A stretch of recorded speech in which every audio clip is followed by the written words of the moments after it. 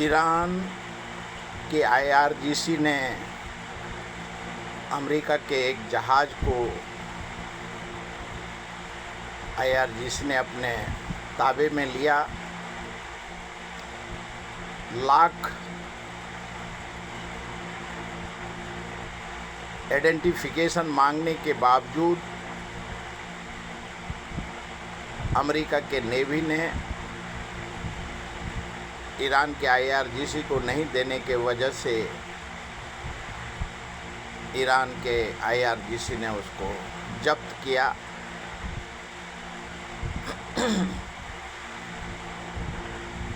United state of America और Israel के बीच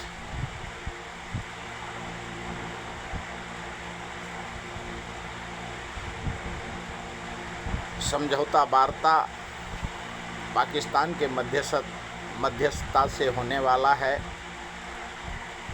और ईरान के राष्ट्रपति अगाची और वहाँ के विदेश मंत्रालय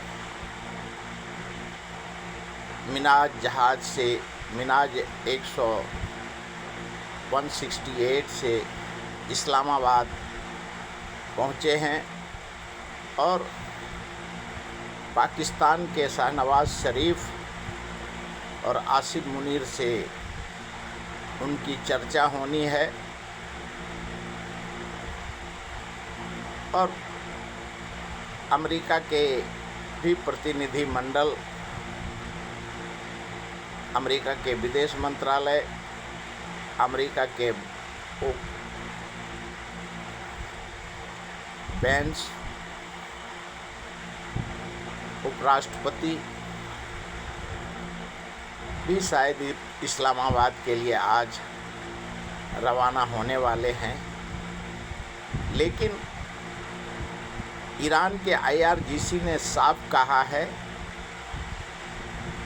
कि कोई त्रिपक्षीय वार्ता ईरान नहीं करने वाला है, द्विपक्षीय वार्ता करेगा। ईरान पाकिस्तान के प्रधानमंत्री और आसिफ मुनीर से बात करेगा, लेकिन अमेरिका के साथ एक टेबल पे बैठ के बात ईरान नहीं करेगा।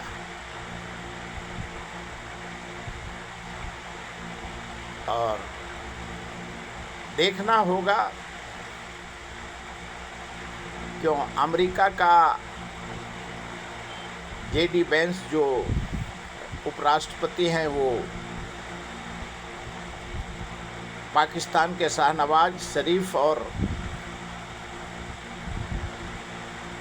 आसिफ मुनीर से बात करेंगे और ईरान का भी राष्ट्रपति अगाची वो पाकिस्तान के प्रधानमंत्री और आसिफ मुनीर से बात करेंगे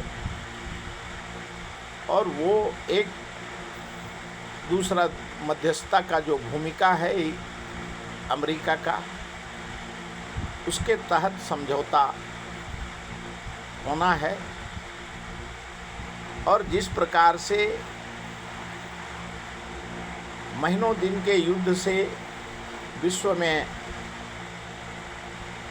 जो सुपर पावर अपने को अमेरिका कहता था, वैश्विक स्तर पे उनकी हर सोच, हर फैसले आज विश्व में चर्चा का विषय बना हुआ है। बहुत सब देश के राष्ट्राध्यक्ष उनका हे दृष्टि से भी देखते हैं।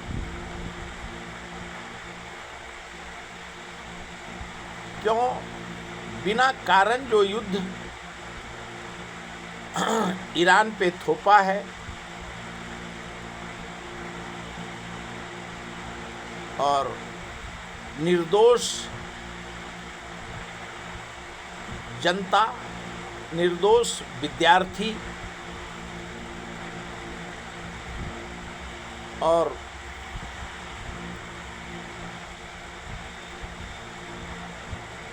यूरेनियम संवर्धन, रिजीम चेंज के लिए जो युद्ध थोपा, वहीं कहीं भी यूएस के डोनाल्ड ट्रंप जी को कहीं सफलता नहीं मिला और आगे भी उनको मालूम है कि सफलता नहीं मिलने वाला है। उसका युद्ध का परिणाम वैश्विक स्तर से अमेरिका के खिलाफ गया और अब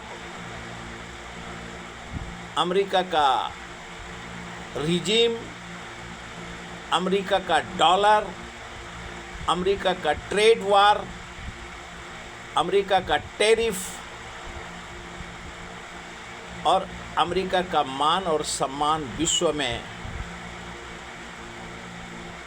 डोनाल्ड ट्रंप के वजह से गिरा है। बेशक डोनाल्ड ट्रंप चीन और भारत को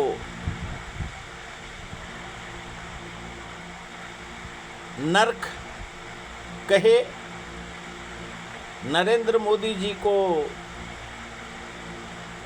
कोरोना काल में भी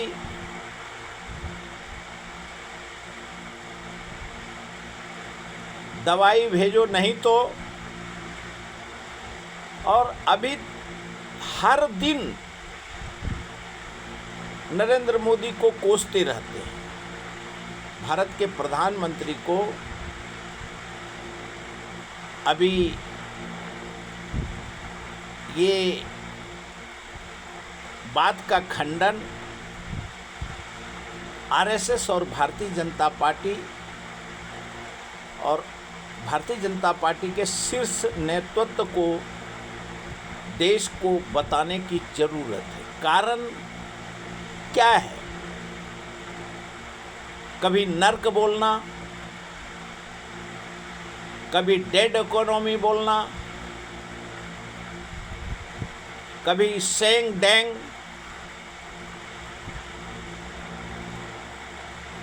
मोदी अच्छा आदमी है,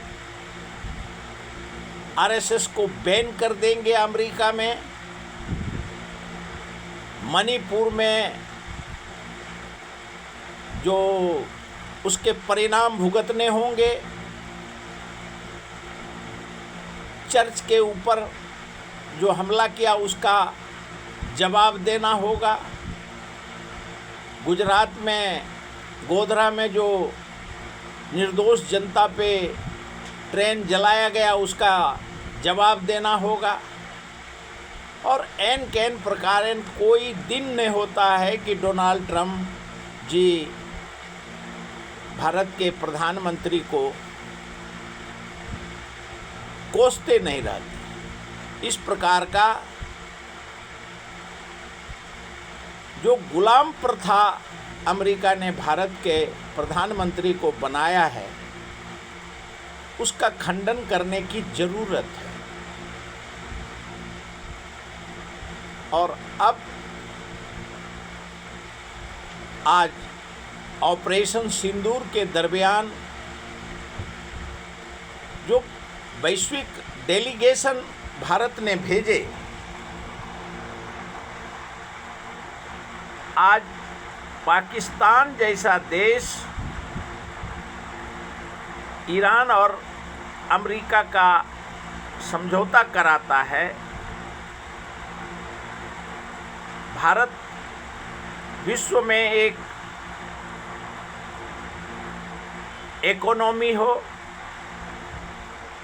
और संस्कृति संस्कार हो, धर्म निरपेक्षता हो, सर्वधर्म संभाव हो और जनसंख्या में भी विश्व में उनकी अलग अस्मिता और विश्व में एक अलग आकार है। उसके बावजूद जिस प्रकार से अमेरिका के राष्ट्रपति भारत के जनता को, भारत के प्रधानमंत्री को कोसते हैं, उसका जवाब भारत सरकार को आधिकारिक तौर पे मांगने की ज़रूरत है। भारत का प्रधानमंत्री बेशक नरेंद्र मोदी जी हैं, लेकिन जिस प्रकार से अमेरिका अपने 24 घंटे में 24 बार स्टेटमेंट देता है भारत के खिलाफ में, अगर डोनाल्ड ट्रंप जिस दिन ये कहे सुबह कि Modi is my friend, Modi सबसे अच्छा नेता है, तो दोपहर में वो पक्का या तो अनपार्लियामेंट्री भाषा बात करेंगे। और जिस प्रकार से देखा जाता है कि दुनिया ने देखा 2025 फरवरी में कि भारत के प्रधानमंत्री को रिसीव करने के लिए व्हाइट हाउस में शपथ विधि समारोह में अधिकारी को भेजा, आसिफ मुनीर को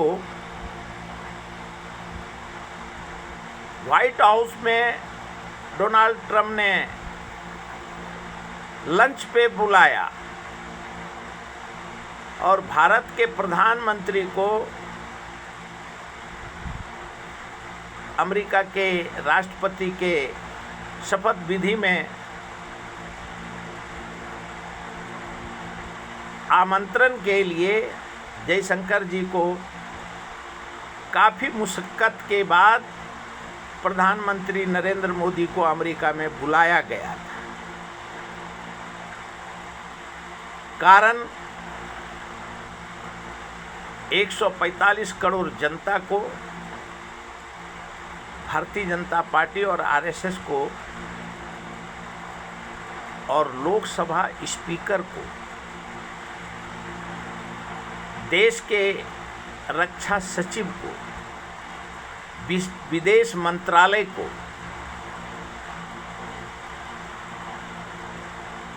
देश के जनता को बताने की जरूरत है। क्यों भारत एक संस्कृति, संस्कार, धर्मनिरपेक्ष और इनकी अलग वैश्विक स्मिता है। ये बात का जवाब आधिकारिक तौर पे अमेरिका को देने की ज़रूरत है और भारत के जनता को रहस्योद्घाटन करने की ज़रूरत है। अभी तक इतना